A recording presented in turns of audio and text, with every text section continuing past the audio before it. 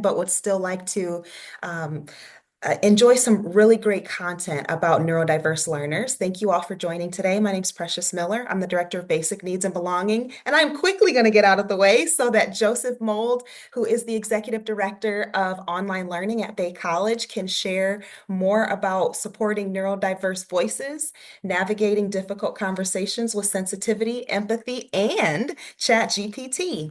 In the chat, I'm going to share a link to learn more about Joseph and explore Bay College's website. And with that, I will pass it over to you, Joseph. Please take it away. Awesome. Thanks, Precious. Appreciate you inviting me in to talk about this stuff. So this is something that, that this is a topic that I've been dealing with literally my whole life. And, I am neurodiverse and I have, a few family members that are also neurodiverse. And so that's what we're going to talk about today. We're going to talk about neurodiversity, my path in neurodiversity, and some techniques I've learned through along the way, and tell you a little bit about myself and my journey. So I'm going to go ahead and get started here and share my screen. All right.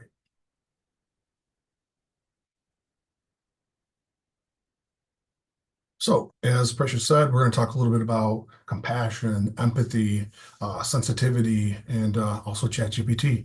So, today, election day, right? Incredibly challenging for some folks, and a lot of people are very passionate about the topics and how do we approach each other with compassion and genuine empathy.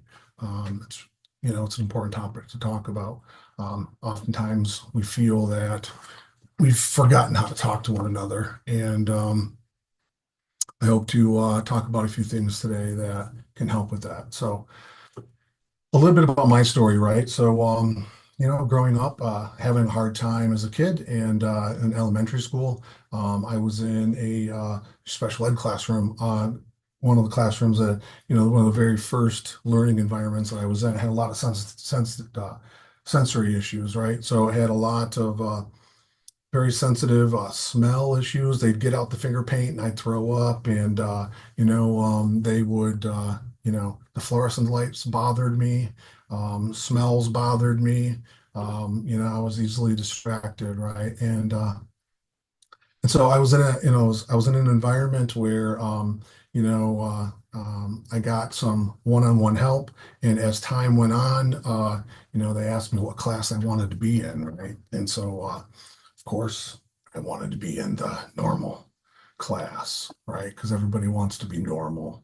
Nobody wants to be singled out. And so, not only have I struggled with, sensory issues throughout my life and various, issues.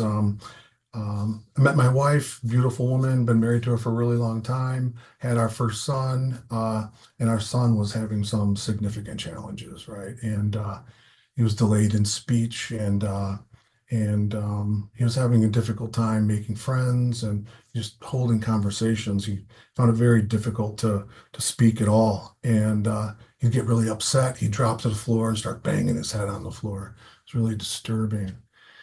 So, we were looking for ways to help my son, and so we went to the University of Michigan. We got a diagnosis. My son has autism, and uh, and so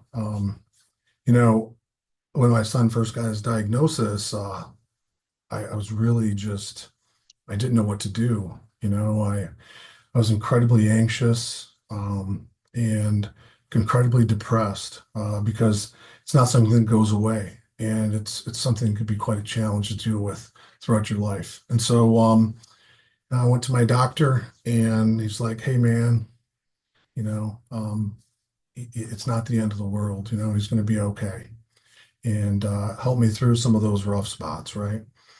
And I can remember playing with my son, and I took all of his Star Wars toys and you know, I organized them by rank and the size of the vehicles and the color of the vehicles and had them all laid out on the living room floor.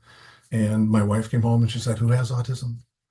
Right? I mean, I was, helping with my son's diagnosis, and I started checking boxes, and then I just stopped. I was in my office cubicle and I was like, huh, that's me. And so I've never officially sought a diagnosis, right? My family never pursued diagnosis, right? It's just that's a path. But I am certainly neurodiverse. So I've worked with a lot of folks that are neurodiverse. I was also a coach for the Toledo Area Challenged Athletic League. We try to get folks that had, stuff going on, Down syndrome, autism, a whole bunch of stuff, and we would put them in with their siblings, and you know, they would essentially we would all interact together. We would play, basketball, played football, we played bowling, we did, baseball, all this kind of stuff all year round, right? So I got to have some really great interactions with some really amazing people, throughout my life, and so that's some of the reason why I care about neurodiversity. And it's also, compassion and empathy are one of the things to me personally that mean a lot because I'm also an ordained Zen Buddhist priest. And so we talk a lot about compassion and being able to have empathy for others and to truly have this sense of like wanting to help people, right? So compassion involves a lot, and so does empathy. And how those two things differ, right? And compassion is one of those things that can be really overwhelming, especially in times like this. We're bombarded with bad news, right? How do we take care of ourselves and in these times? And often it's just about taking a breath, right? And finding a little peace. And that's what's helped me with my anxiety uh, throughout the years. So that's why I practice a little mindfulness throughout too. So through the years, I've been involved with the diversity committee here at our college. It's a small community college, right? But I just wanted to try to show you this progression throughout time. Back in the day, we used the puzzle piece quite a bit for whenever we were talking about autism or the autism spectrum disorder, right? And then it started to become more about neurodiversity and using even a more encompassing symbol of the infinity symbol, right? And the infinitum is truly more all encompassing, right? When we talk about neurodiversity, the puzzle piece is saying that there's something to fix or something to solve or something to put together. Something's incomplete, right? And that's just not so. A lot of folks in the movement and folks that are neurodiverse have got a problem with the puzzle piece. And so we try to move forward with a symbol that's all encompassing, all right? And so what's wrong with, the puzzle piece? It's somewhat offensive to some folks in the movement. And so what we're trying to represent is this infinitum, this space where everyone's welcome, and we're looking to empower people and not to put labels on people, and to just accept people for who they are, and to realize that these people for who they are have strengths, right? I have strengths. Being who I am, with the challenges that I've had throughout my life, it's it I have a lot to contribute, right? And so, back in the day, we used to say autism spectrum, right?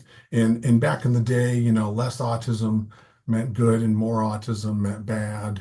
And if you were less autistic or, more autistic, you're low functioning or high functioning. I'm trying to get away from that language too, because we all have strengths. We all have things to contribute to society. And so I think that's one of the things that we've tried to embrace is a symbol that is truly encompassing and welcoming and empowering folks for who they are and what they have to offer. And so what is neurodiversity, right? How much does it encompass, right? How much do you want it to encompass? And I would say that these are some of the things that would be considered individuals with neurodiversity. And so autism spectrum disorder, dyslexia, trauma, ODD, which is oppositional defiance disorder, ADHD, of course, anxiety, depression, auditory processing, sensory integration disorder, people that are even gifted.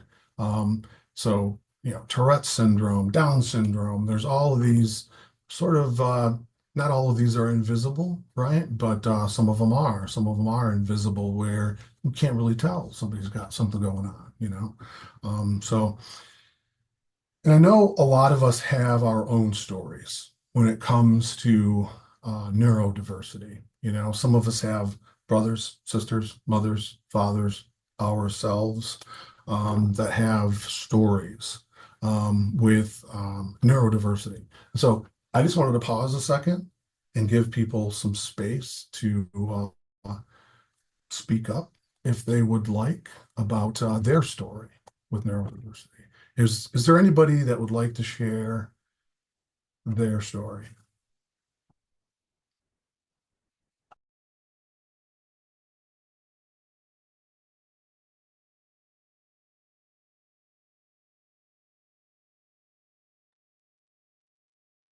I will share a little bit. My children, my husband are neurodiverse, definitely on the ADHD track, perhaps some autism, never been tested for that.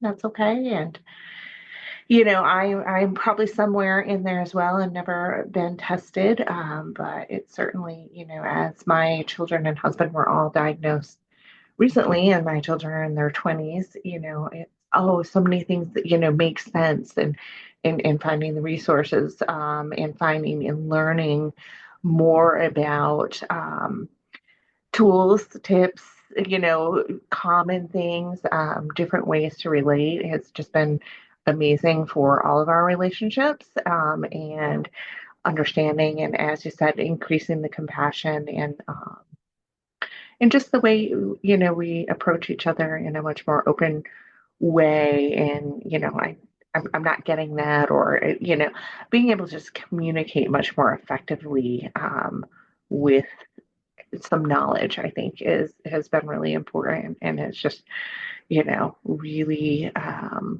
been eye-opening. Really wish, we would have followed some thoughts. Maybe we should do some testing and poo-poo, especially, people who, are high functioning or intelligent, or well behaved, in the societal norm, are dismissed as just, it's just a moment, or it's just a choice that person's making, versus no, we need to approach each other, in a different way, because the words I'm using or the way I'm putting them together do not compute, for this other person. So just being more aware of that, and as a mom, some regrets. I didn't follow my gut, and could have related to them in a much, better way, much sooner in their lives. But yeah, just throwing that out there, that as a mom, I do have that regret. I didn't trust my voice or my gut, and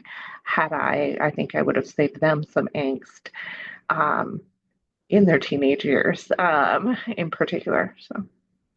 Yeah, I think, as a father of, of boy, you always wish you could do more. You know what I'm saying?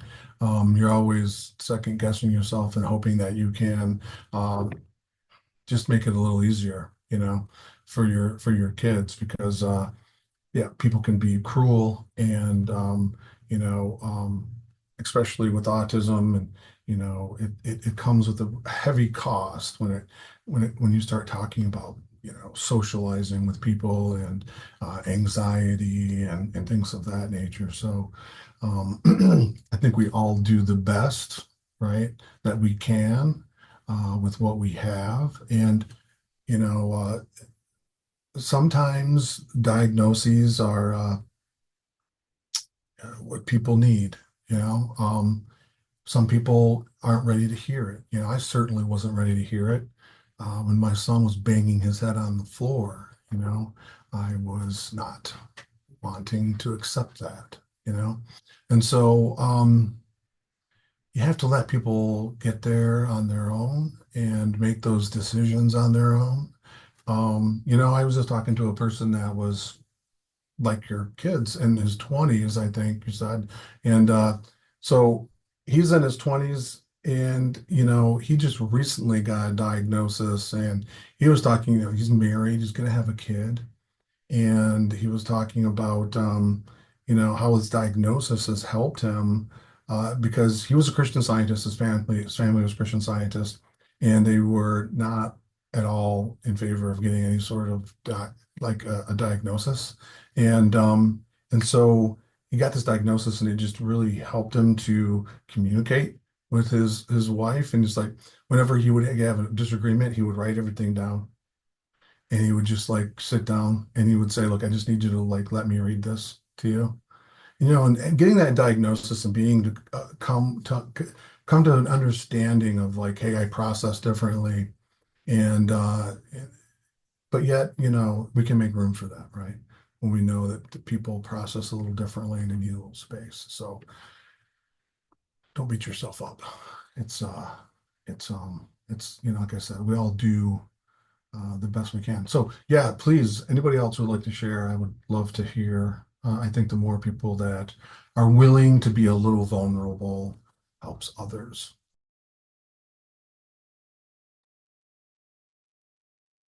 I wouldn't mind sharing. I have two boys at home, ages 8 and 4, and similar to some of the experience you experienced, Joseph, the diagnosis came with a lot of emotions, some of which I felt like it was my fault or I did something wrong.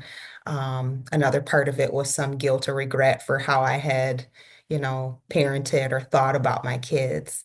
But the diagnosis also freed me in terms of, okay, there is something I can do differently to create an environment where my kids can thrive. And so I found myself really leaning into that because I wanted them to be successful. And I knew that, at a young age, I'm going to be one of their first and very best advocates. And I want my kids to have the very best. So I need to make sure that I am knowledgeable about what works for them and what doesn't. So just appreciate the space to be able to share a bit of how this conversation resonates with me. Yeah, thanks. I think that there's a lot of weight to diagnoses, and um, from my own personal experience, right? It was something though that was a relief too. I think, okay, now I have some resources. Now I know, which way to go to maybe help me with some of this stuff. But there also came a point with my personal story where, hey, we never did get that brain scan that they told me to get when he was 3. You know what I'm saying? So we went ahead and did that and found out that my son actually has holoprosencephaly, which is an abnormal brain and an abnormal development, right? And so it is really the explanation to why he is the way he is. Um, and so I wasn't ready to hear that for a long time. And, come to find out now that he has, an explanation. It certainly helped him to get SSDI because, that's something that's not going away. But it's another level of grief though, too, right? It's not something that can be fixed with a pill or medicine. And so we do what we can to cope. Has anybody else got any stories before we move on here?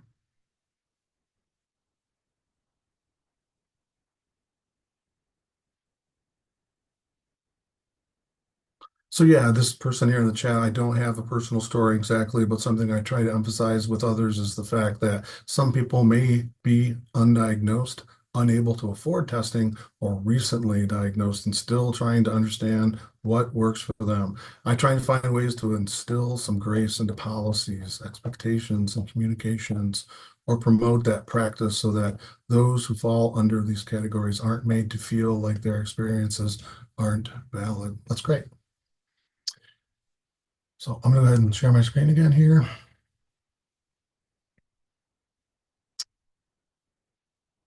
So Neurodiversity is really a big, big umbrella for a lot of things.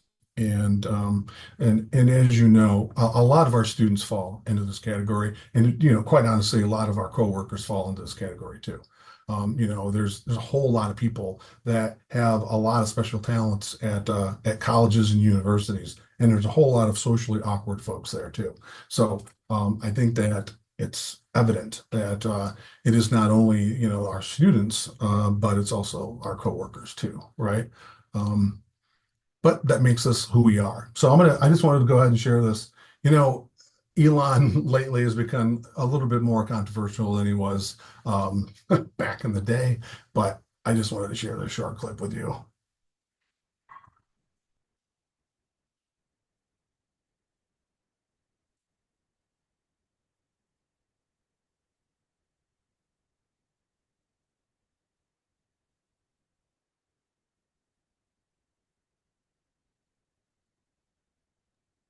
I can't hear anything. Can anyone else?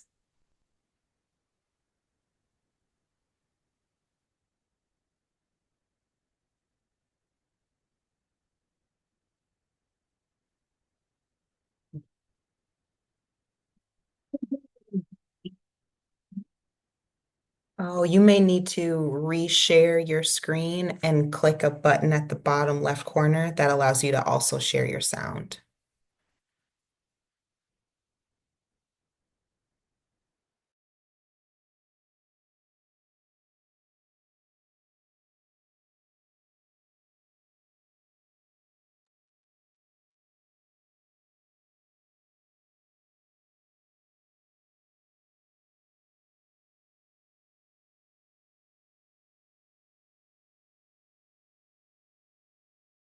Okay, I'm just gonna, you can see the video though, right? All right, cool. I'm just gonna put captions on.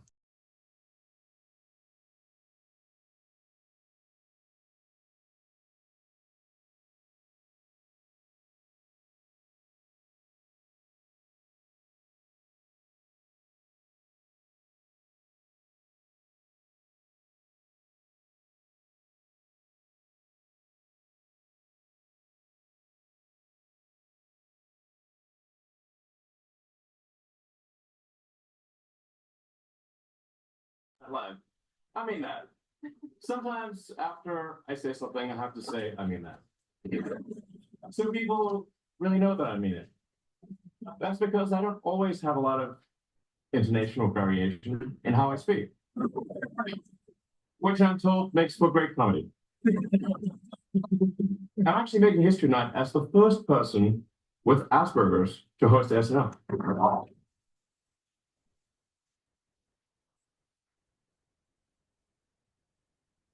Or at least the first to admit it. So I'll make a lot of eye contact with the cast tonight. But don't worry, I'm pretty good at running human in emulation mode.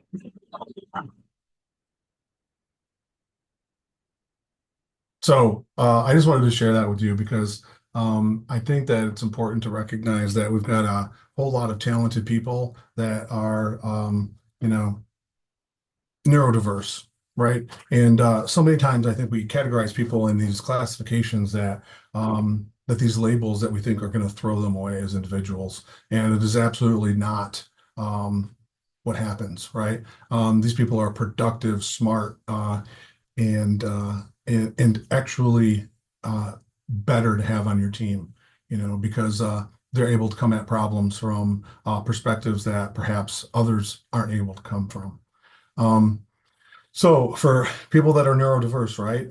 You meet one person that's neurodiverse, and you meet one person that's neurodiverse, right? We used to say that in the community all the time because really one thing works for one person doesn't necessarily mean it's going to work for another person with the same diagnosis, right?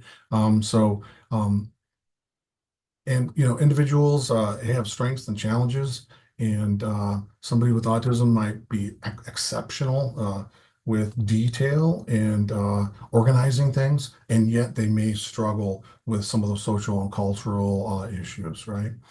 And so it's good to recognize that these individuals are going to be really valuable members of the team, but it's also important that they know that they're included and they're accepted and they feel welcomed, right? And that they're actually being listened to and they're actually being heard. and you're offering them techniques to be successful, right?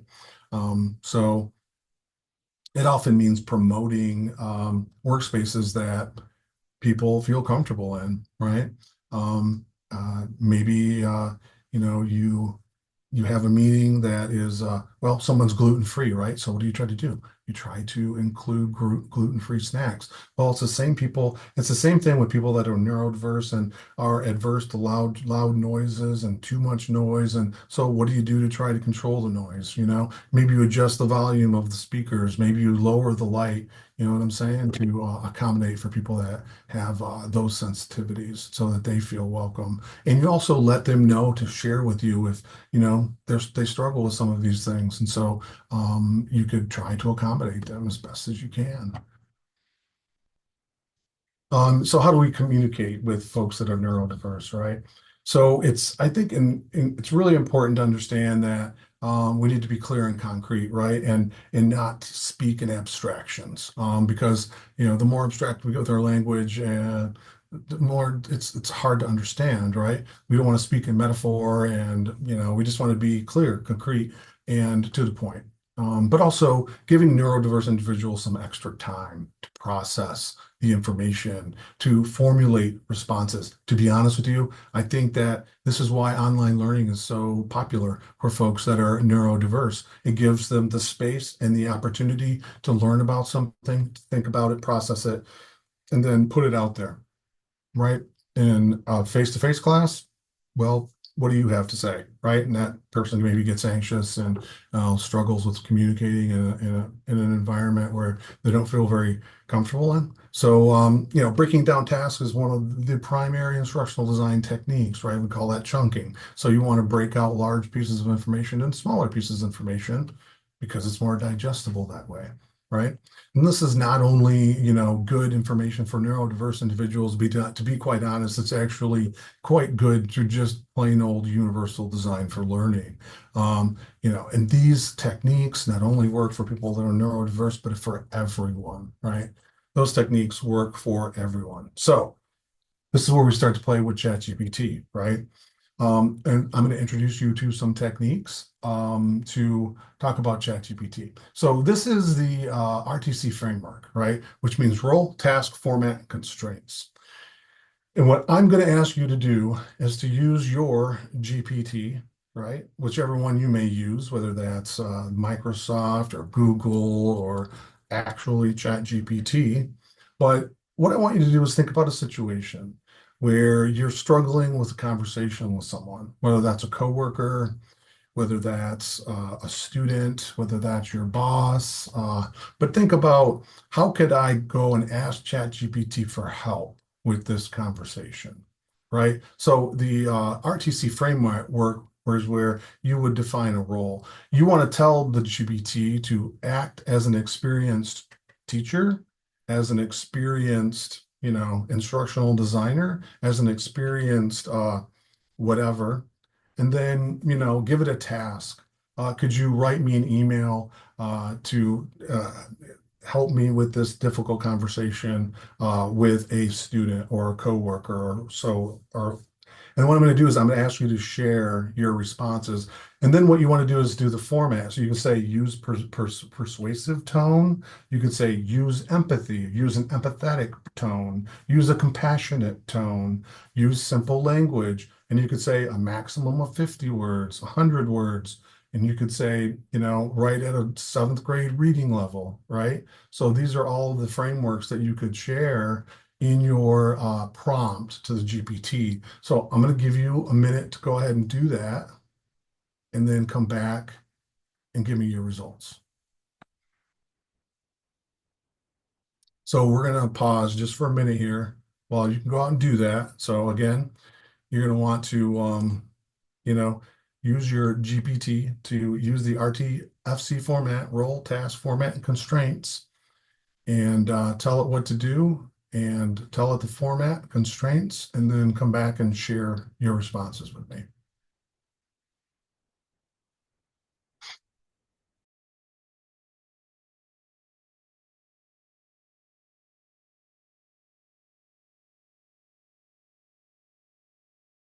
All right, does somebody have any responses they would like to share? I can. Yeah, go ahead. Uh, so I actually work in admissions. Yeah. So I asked it to be a experienced admissions representative talking to a student at an eighth grade reading level in simple terms about the acceptance process, in less than 100 words. And it said, Congratulations on being accepted. We're so happy to welcome you. Getting started might seem a bit confusing, but we're here to help you with each step. Take some time to read through your acceptance papers. They'll tell you about signing up for classes. If you have any questions or need help, reach out. We want to make sure you feel comfortable and excited as you begin this new adventure. Yeah, that's awesome. What'd you think of that? I think this is helpful for the literal amounts of information coming out. And I guess I wouldn't have thought to verbally re-explain we want them to be comfortable and excited and to take the time to read the stuff, Mhm. because most of the time the question is they didn't understand what they got. So this kind of cuts to the chase of it's in there, but it's okay to reread it 6 times to understand it and call us if it doesn't make sense. So Yeah, no doubt. I might start using it. Yeah, I have. Anybody else want to share what their results were?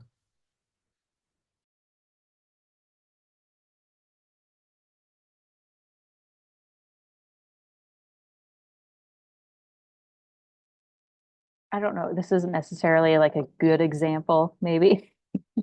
Um, we, I just asked it to work within a situation that we actually had happen today, where there was just conflicting instructions on an assignment, and we were trying to explain, we think you should still offer them credit for what they did, given, so it's still kind of, I mean, I think it probably just has to be said to them, but it's still kind of saying the same thing that we were trying to avoid doing.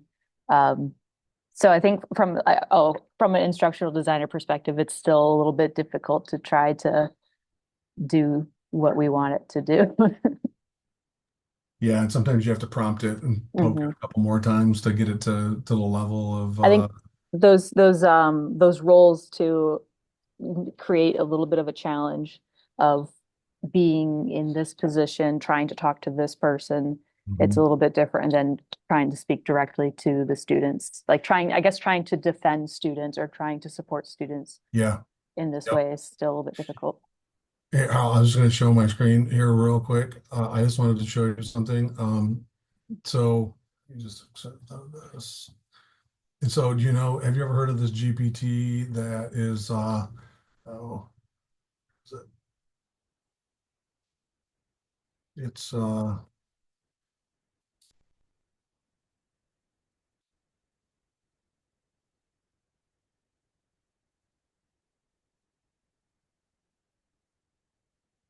yeah, so the e-learning expert is one that I've used. This one, Instructional Design Magic, has got 5,000 plus. I mean, the more people that use it, the better, the more data it's getting and stuff. But it's fun to just kind of look at particular GPTs.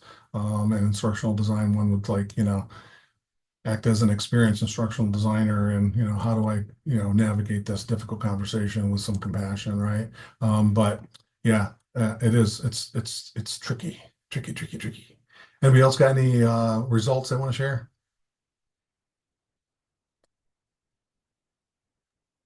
We had one come through the chat. It reads, the end of my prompt had this message that I really like and try to use in my work. I understand this can be confusing, so please feel free to reach out if you have any questions. I'm here to help clarify and discuss your options. I think what ChatGPT does a good job of is expressing the things that we don't think we need to express. You know what I'm saying? Like, you belong, you're welcome, or, you know, um, yeah, I understand. I hear you. The reassurance, the kind of just warmth it can generate, to be quite honest, is sometimes more human than human. Um, so yeah, pretty interesting. So I'll go ahead and continue.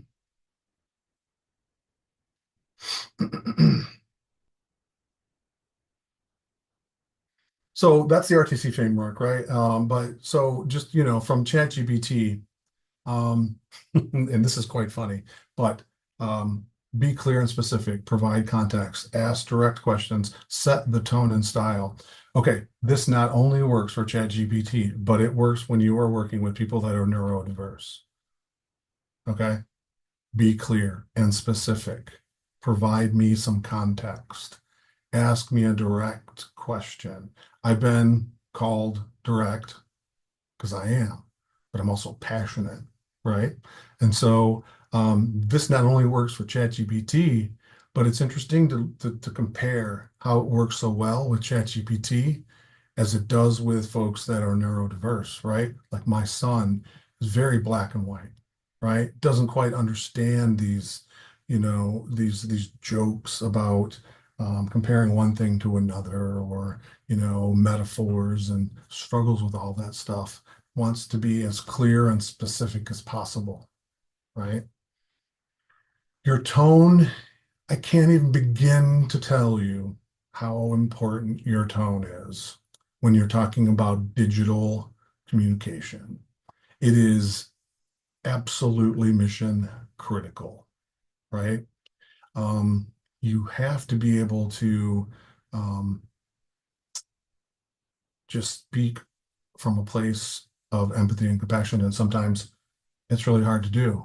And so, what I highly recommend is that if you're mad, you got to walk away. You got to walk away for like 24 hours. Everybody wants an immediate response. It's like I've been in this field for, 23 years. People expect a response immediately, and they expect that to be fixed yesterday. And in our roles, at least in my role as an online learning director and instructional designer, you don't always hear about the good things. It's often, hey, this is broken, or this isn't working. Why didn't you fix that yesterday? And so it's sometimes hard to be compassionate and empathetic when people are not being very nice. So sometimes you just need to not respond. That's my golden piece of advice to you. And I break my own advice all the time. But I would highly recommend, if you're angry, just walk away. Take a minute, take a breath. Yeah, so this is also, how to talk to ChatGPT, but it really works with people too. ChatGPT was made by people for a reason, and it works, and the reasons that it does, because guess what? How many neurodiverse people built ChatGPT? How many neurodiverse people were on that team, do you think? I'm probably going to go ahead and say 100%. You know what I'm saying? Because it's just true. Steve Jobs. I mean, you talk about people who are very passionate, but yet socially awkward, and the list goes on and on, right? So it is built by who uses it too. So that's why I highly encourage people to use it as much as possible, because if you refrain from using it, you're not contributing to the model. Again, break down those complex requests. Just simplify stuff, not only for ChatGPT, but for your neurodiverse folks, right? So we're going to try one more technique. This one is called the shots technique. And I'm going to ask some people to help share their responses. So this time, what you're going to do is the shots technique says act as an experienced copywriter, write a catchy title for a blog, right? But we could say is act as an experienced mental health professional, act as an experienced instructional designer, act as an experienced instructor, administrator, whatever your role may be, and help me write an email or help me do whatever. And here are some examples, right? The most important questions of your life. So go ahead and use the shots technique in ChatGPT, and I'd like to hear what your responses are. So go ahead and do that. And while you're working on that, I'm just going to go ahead and,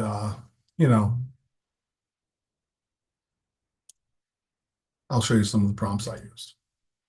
But please, I would love to hear you're putting in there and what you're getting back. So what I put in is act as a very compassionate teacher, explain in detail why I do not accept late assignments, use simple language in a soft tone, maximum 100 words, and do not sound like a GPT, right? So that's what I asked it to do. And what I got back was, uh, I understand that life can be overwhelming and I care deeply about each of you doing well. However, I don't accept late assignments because it helps us all to stay on track together. Deadlines encourage steady progress and keep things fair for everybody. This way, I can give you timely feedback to support your learning. Planning ahead also builds skills you'll need in the future. And in work and in personal projects, if you're struggling, please reach out early. I'm here to help you find solutions so you don't feel alone or stressed. Pretty good, right? From ChatGPT. Does somebody else have anything they'd like to share?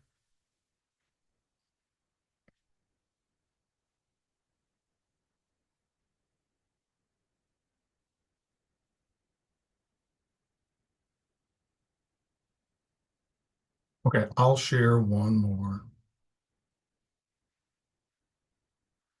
So one of the GPTs actually was exploring was the mental health therapist, right? And so you can go and explore GPTs, and you can actually ask it like, "Hey, I'm having a problem with this or that," and it'll actually help you explore. Hang on for a second.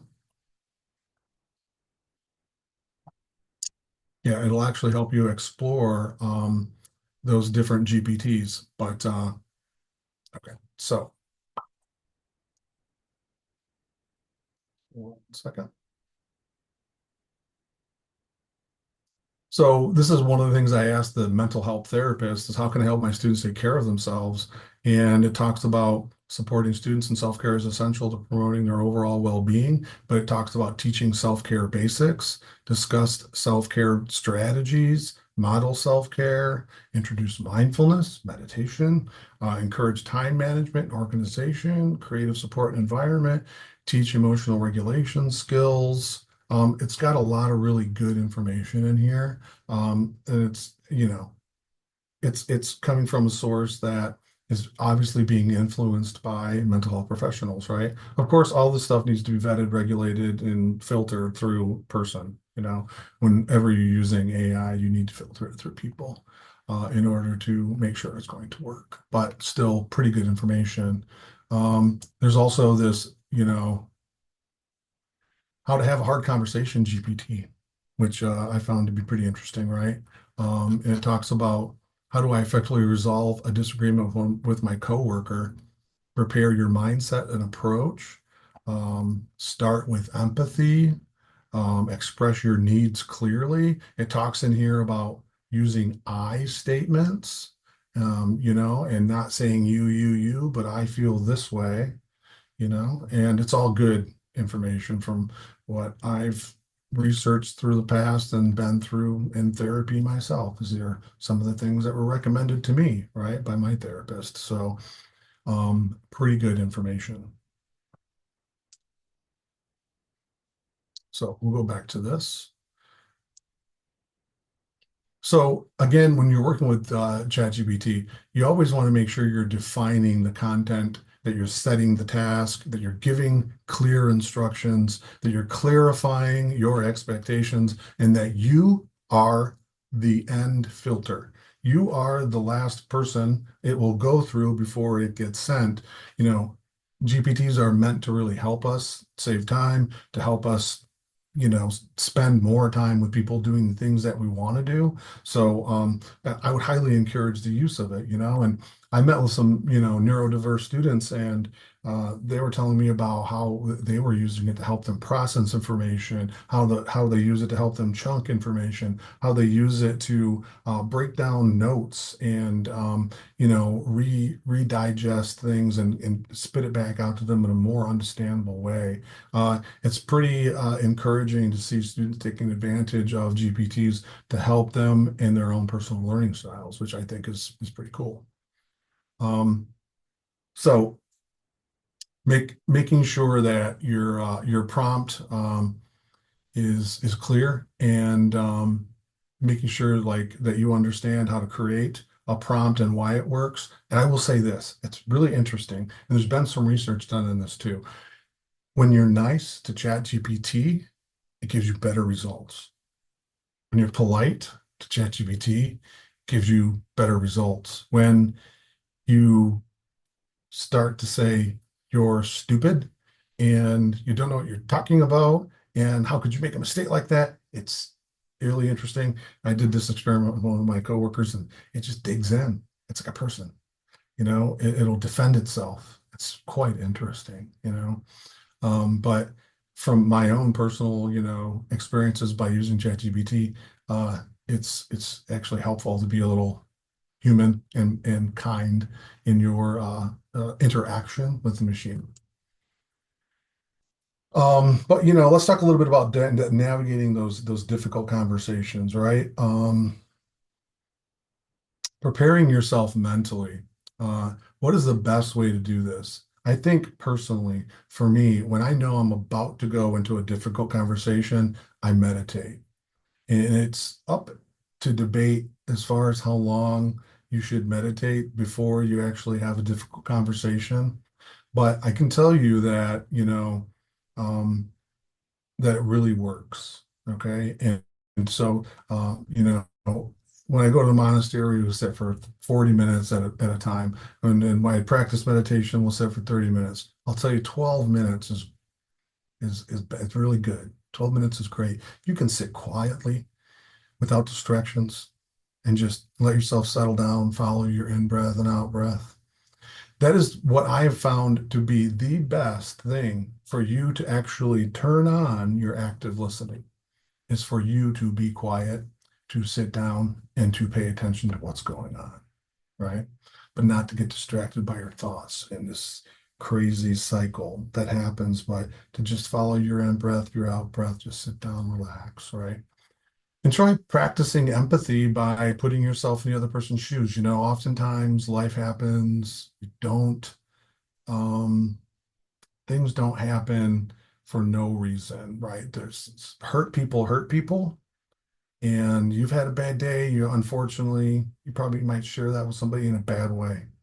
You know what I'm saying? Somebody said something stupid to you, you might say something stupid to somebody else. So you have to try to practice empathy and try to manage your emotions, right? Speaking with regulation helps. And being able to just really, as I had mentioned earlier, calming down, right? And just being able to find a space that works for both of you, where you don't feel threatened, and you're able to speak your truth respectively. I think that's important. You need to be able to speak your truth. But you also need to do it with compassion, empathy, and respect too. So these are interesting strategies that Jonathan Resendez talked about when he came out for the Upper Peninsula Teaching and Learning Conference. But I'm not sure if you've seen these or heard about these, but it's all about the way in which you employ a GPT or artificial intelligence, right? So a centaur is kind of to enhance your speed. It makes you a manager of the AI, and the cyborg is to enhance the quality. You use AI or Chat GPT as an advisor, right? And again, we need to really steer these technologies and not fear them. It's super important to remember. So we did a little role playing earlier. I'm going to go ahead and share my references. I'll also be sharing the link with Precious, but I'd also like to end this with, I received valuable assistance from ChatGPT, an AI language model, in crafting this workshop content. And I vetted these resources and listed the ones that I found most useful. Thanks. We got a couple of minutes for some questions.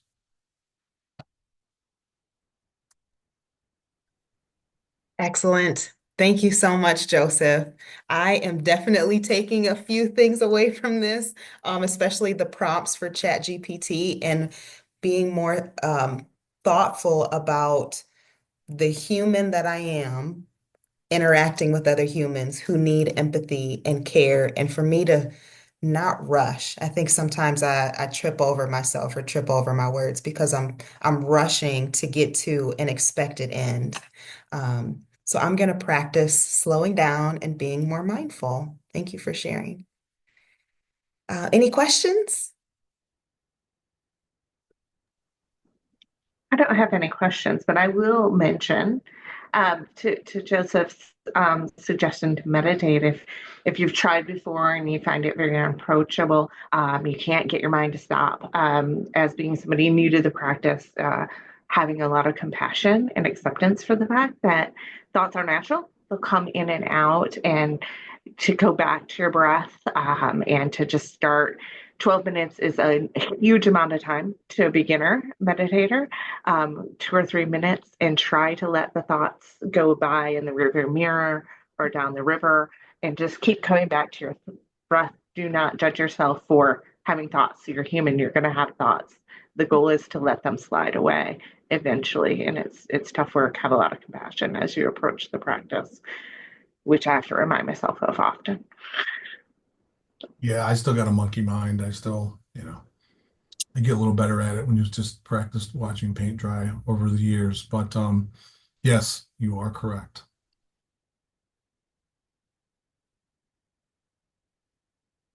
There was some feedback also placed in the chat. Someone stated, "This was phenomenal. This was the best hour I've spent in a long time. I hope you are able to continue to teach others these lessons. And I've been practicing compassionate self-talk, and I think that has helped me approach others in the same way." Yeah, I would just like to say I hear you. It's incredibly important to be able to, which is one of the things that, I talk often about to the group of folks that I sit with in meditation is that, we talk a lot about having sympathy and empathy and compassion for, in Buddhism, it's all sentient beings, right? Talking about the rivers, the rocks, and the trees too. But let's start with you. You are a perfect person that has an incredibly compassionate and empathetic nature. You are here to help. You are educators. You are compassionate, loving individuals, and you are worthy. You are good enough, and you need to be okay with that, with who you are, what you're doing. We need to be okay with ourselves in order for us to really help others be okay with who they are. Super important. Yeah, absolutely.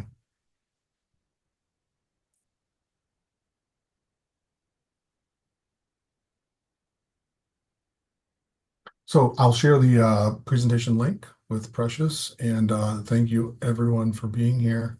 I appreciate it, and I'm always happy to share this message. It's some of my passions. So thanks a lot for being here. Thanks, everyone. We look forward to seeing you in the next event, and hopefully you'll attend the coming session with the Digital Accessibility Affinity Group on December 10th from 2 to 3 p.m.